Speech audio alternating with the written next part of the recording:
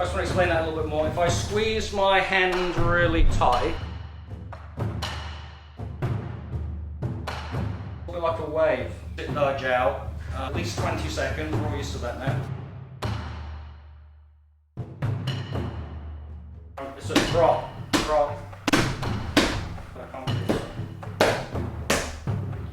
Right, let's crack this one. So throw this one out, it's making a mess.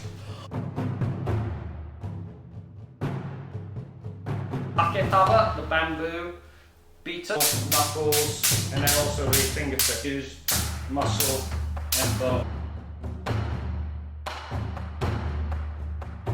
Thrust, I'm not thrusting down this way. One more time, do an open hand, backhand drop.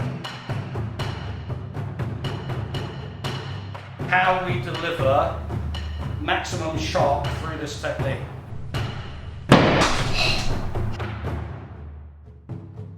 Your hands should not feel cold. If your hands are feeling cold, you're doing something wrong. You should not have pain in the fingers.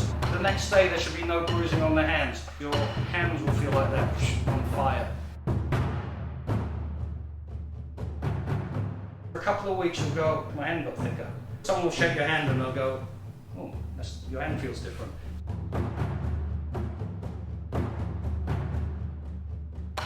No pain, no gain. The pain we're talking about here is not bruising, it's not pain in the body. The pain of iron palm training is the consistency it takes to do it every day.